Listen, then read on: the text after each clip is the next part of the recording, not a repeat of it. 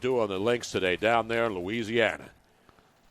The great Tim Brando of Fox Sports, he's ready for some sports to return. He loves golf. He plays golf. Yeah. He plays golf more than Harry Mays. I know. How many birdies did he have at Southern Trace today? Let's find out. Let's go down to Southern Trace Live. He's in the 19th hole, and he's ready to bring you the full scoreboard. He'll do the hole by hole. I love when the golfers walk in after their round. They say, what did you do on the third hole, Tim? And what did you use, by the way? Yeah, what's in the bag? I'm a Callaway guy, baby. I'm like Mickelson. I hit bombs. Nice. I hit Callaway bombs. And he's a lefty. He's a lefty, just like I'm a Mickelson. lefty. Yeah, by the way, nobody called a screwy right-hander crafty, okay? You're right about crafty that. is all about left-handers, okay? No one ever used that adjective for a right-hander. You're right. Okay? Absolutely right, Tim. I should have had 4 birdies yesterday. I only had 2 today. No birdies on the card. None. I hate to do it to you, gotta Tim. I got to give you one of these. No, not that one. No, that's the cart girl. That's the cart girl now. Now, are you allowed to have the beverages out on the course yet down there in Louisiana? Yeah, but I don't. I take the golf pretty seriously when I'm playing, Tony. I do. I don't imbibe until the 19th hole. It's a little bit like. Why work out unless there's a hot tub to get in afterwards? The hot tub. You know what I'm saying? I got to have the pool and the hot tub after the workout. After golf, the 19th hole that was created for, our pal Tito to show up, maybe. Exactly right. Now, I'm not saying you have to get sloshed and be sloppy drunk like Harry goes out there. No, swing lube. Swing lube. Now, yes. look, I would advise look, every day I go out, I'm trying to break 80. All right, I'm a 7 cap, and the new world handicap thing is such a joke. I think I've broken 80 maybe 15 times in my life. All right, but now the USGA handicap is gone. They reconfigured it for world golf. So now the guys from across the pond figure into our United States golf handicap. All right, so I'm carrying a 7 handicap. Tony, I've only broken 80 maybe 15 times in my life. I've been playing 30 years.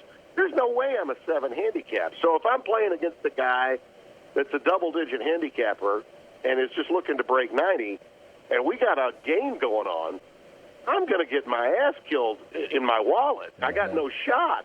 I'm giving this guy shots. If I don't birdie every hole, I lose. So, I take the golf to some extent while I'm playing seriously, and I understand that, I probably should stay away from any betting unless it's team play. Right. It's me against the course when I play, and the thing I love about it is it gets my mind off of everything else. All I care about is hitting the ball and seeing the ball, go in the hole, and hopefully, in 80 strokes or less, in a given day. And what it does is it just cleanses my mind. And the guys I'm playing with, most of them, are my age or older, so they may hit it well, but after they hit it, they're like, "Did you see it?" Exactly. Exactly. So I enjoy being with my old friends, and it takes me back, and and it gets me away from talking about what I generally always have to talk about, which is something I love too, but it's my departure happy place. That's what golf is to me. Now, people on our Twitch stream are wise guys and gals, which is fun.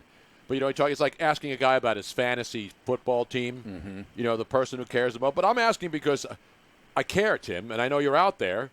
And we got Phil Mickelson just turned 50. So does he have to go on the so-called seniors tour now?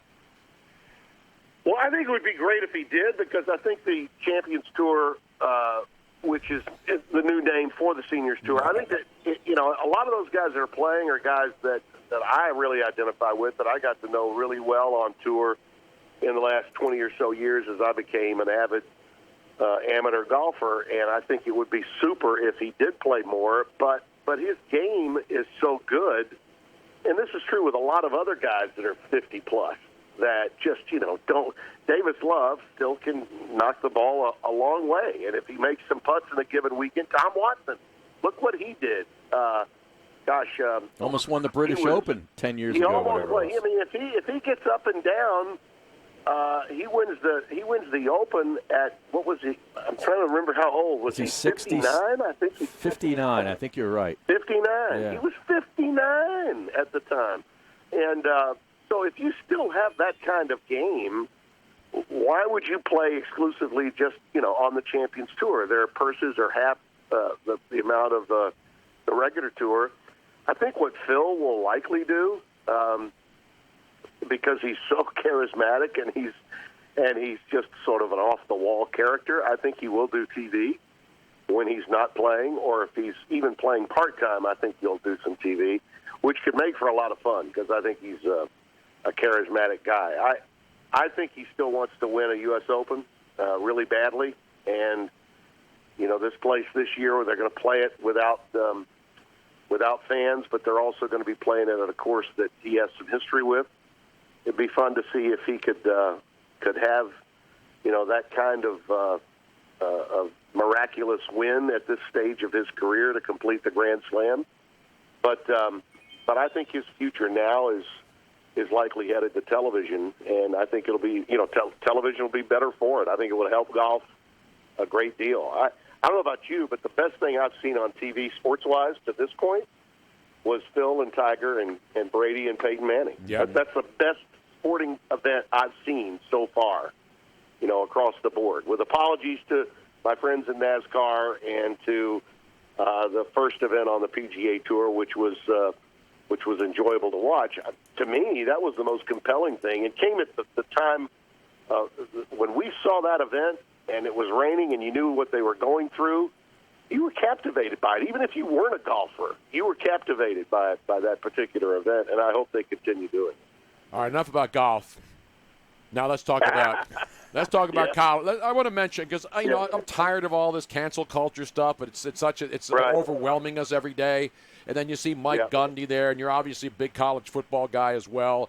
Right. And Mike Gundy, who obviously looked like he was reading from a hostage video thing on his second one, and then everybody's they still don't accept it, whatever he says, and wearing a T-shirt, and I mean this is just insane, Tim, to me.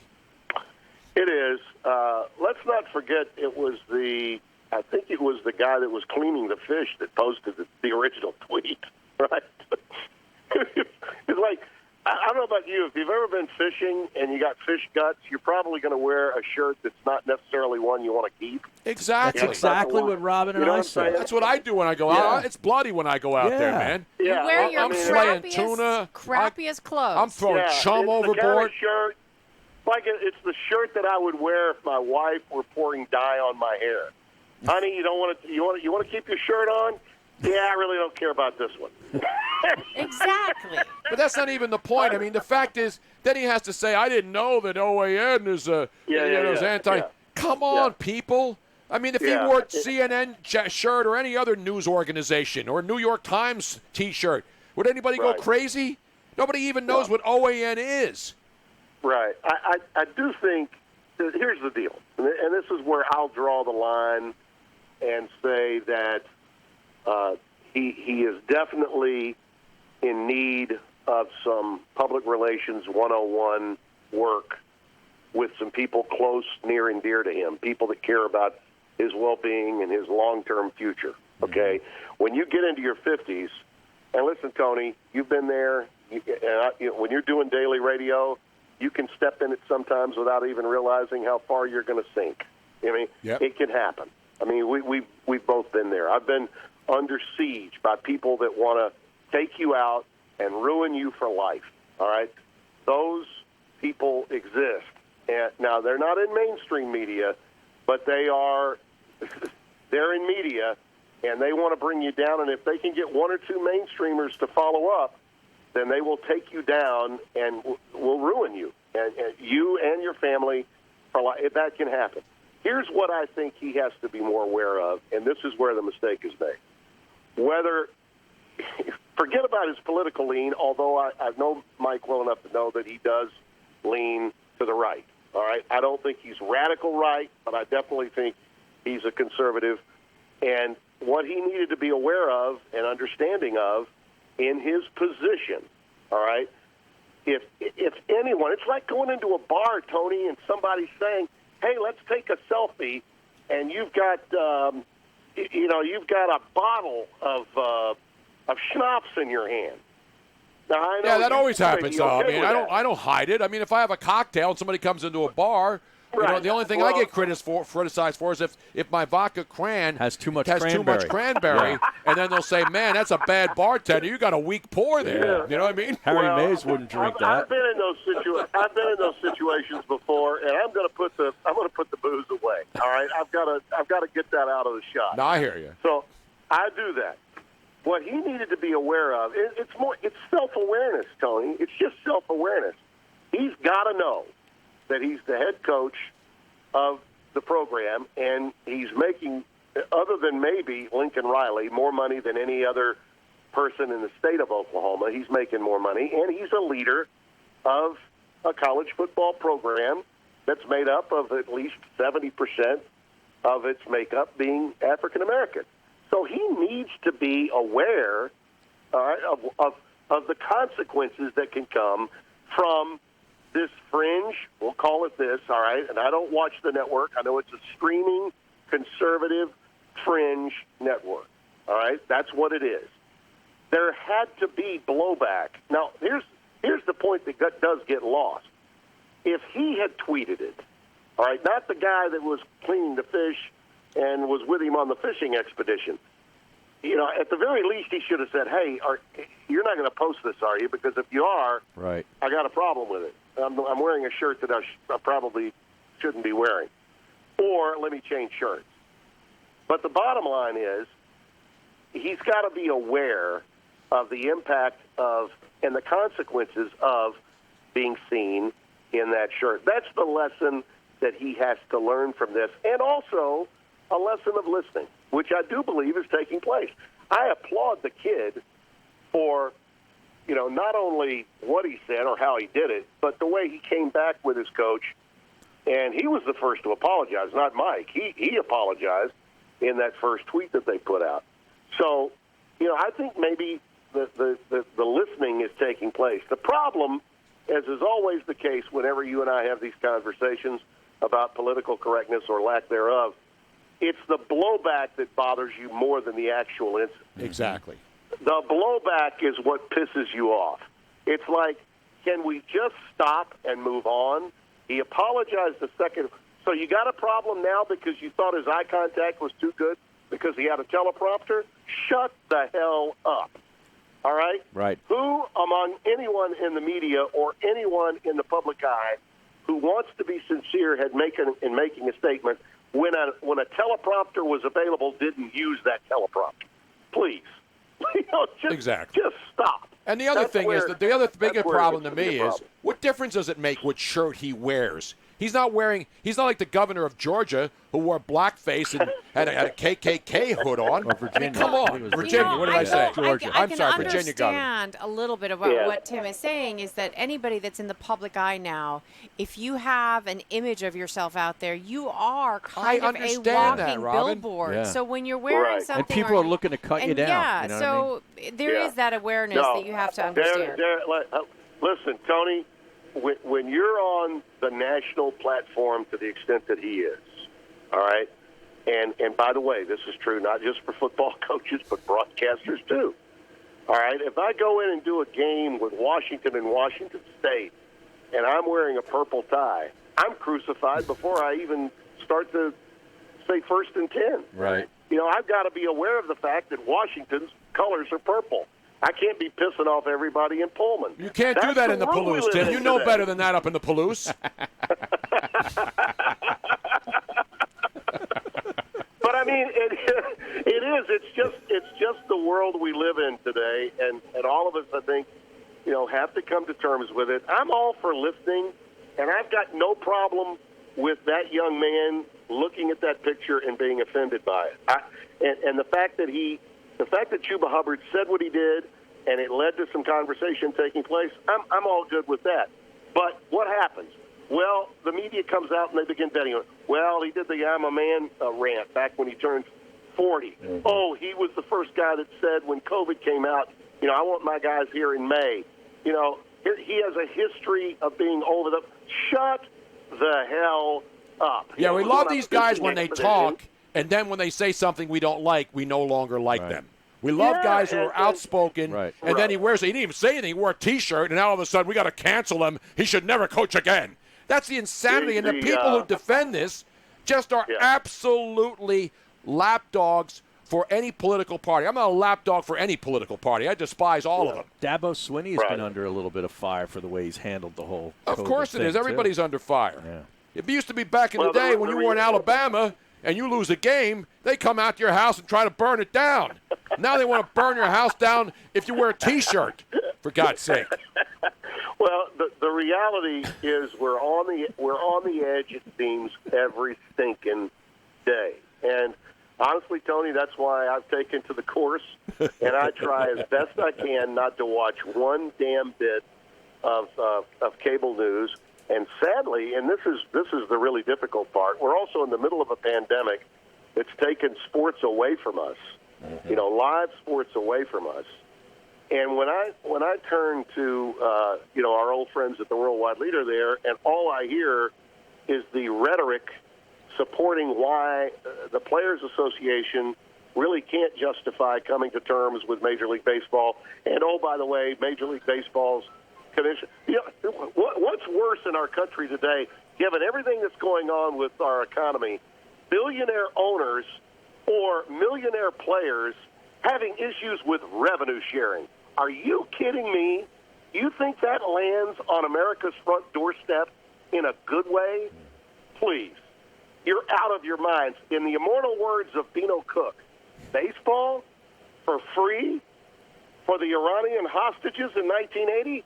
Haven't they suffered enough? Baseball has made us suffer way too much. Yes, but while you were golfing, while you were out there breaking 80, Tim Brando, looks like they're getting it together. There's going to be baseball. It's going to start when, Harry? July 19th. We're 32 days away. Wonderful. That's wonderful. You can get Gabbins. You can get Richard Justice. You can get Rosenthal. Get all these guys. Get them all. Tim Kirkendall. Get them all together. They can talk about collusion now. It'll be collusion afterwards. Haven't they suffered enough? Unbelievable. That is a great Beano Cook. Oh, that's dead on, Beano Cook. The Beano's looking down on you today there from college football heaven, right outside of the Pitt Athletic Department up there in Pittsburgh. That's right. One last thing, Tim. I want to get to Flutie. By the way, the Flutie play to Phelan. Flutie to Phelan was the greatest play since My Fair Lady. Jim, I actually misspoke earlier today. I'm getting like Joe Biden more and more every day. I don't remember anything. This date, June 17th, 1994, 26 years ago, you were not up in Bristol, Connecticut having dinner at Pagliacci's with the gang on Friday nights, watching on the TV when the NBA Finals were on, when the world saw the O.J. Simpson slow the white Bronco chase scene. You were on a cruise ship, right? I was on a cruise ship. It stopped in Nassau. I was at Merv Griffin's casino. I was still pissed that he didn't give me the wheel job, so I made him take care of me at his casino.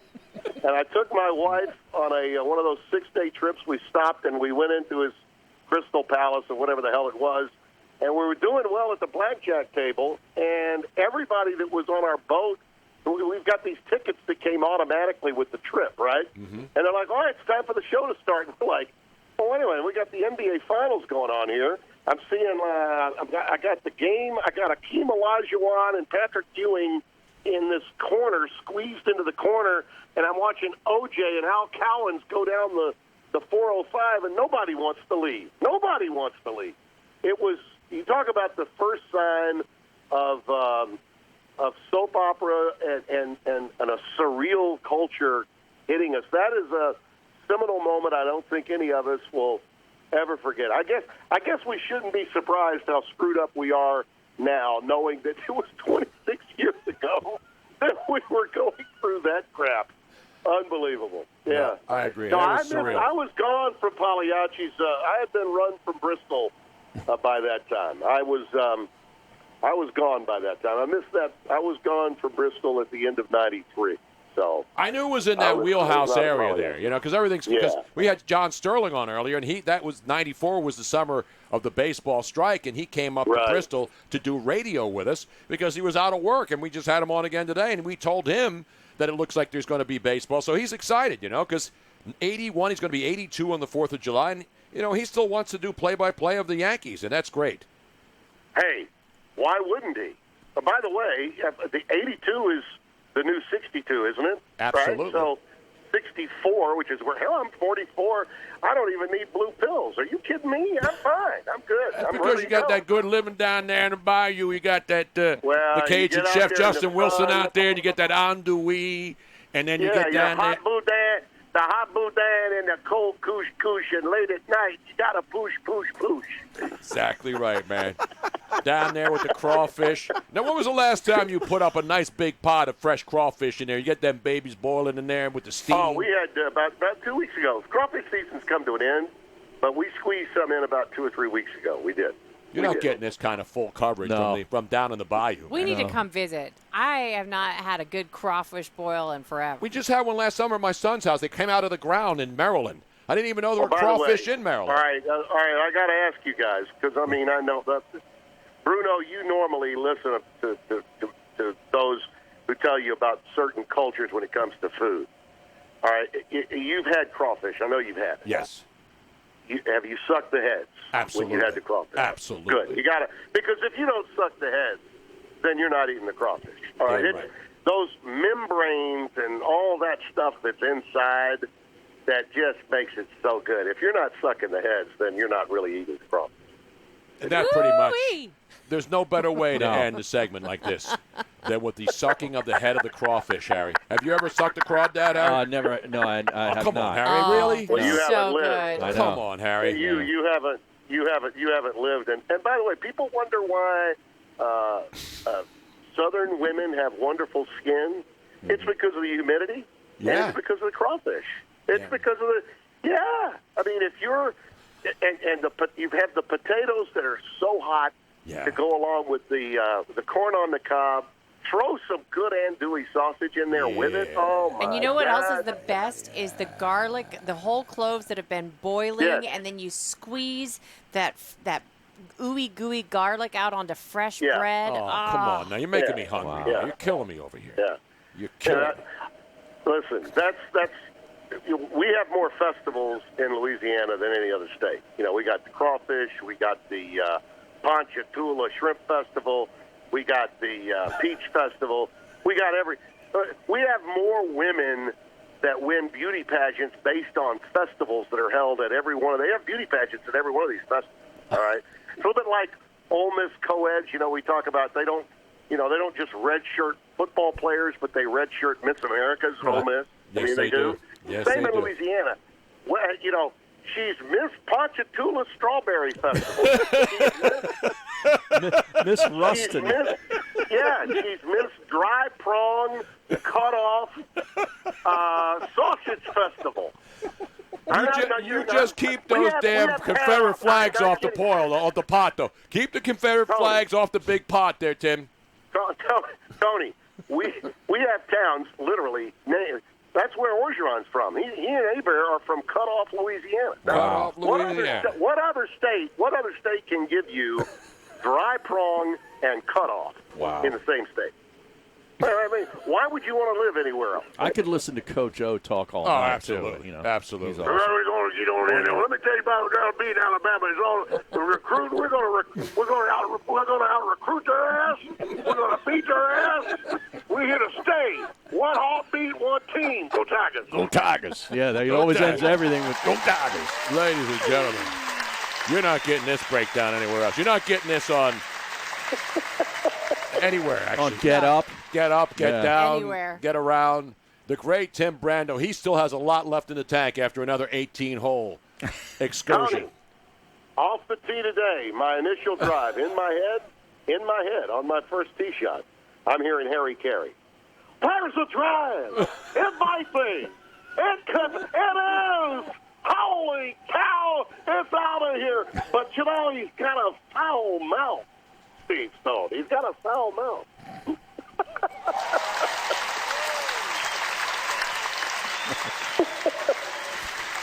Timmy, I don't know what else to say. By the way, coach is down at first baseline for the Dodgers, Manny Mota. Are you sure you haven't gone to the 19th hole? Wait a minute. Are you sure you did not go to the 19th hole for a couple of pops after your round? Steve, I just can't figure it out. But I did figure this out. Manny Mota's last name, if you spell it backwards, is Adam. It's not that busy, man. Rack 'em. It's not that busy. All right, Tim, as we say, bye you right now. It's time to say take care, buddy. Bye you, the great Tim. The great Tim. That was epic. He does great impersonation. Yeah. He does. I'm impressed. Nobody does a better being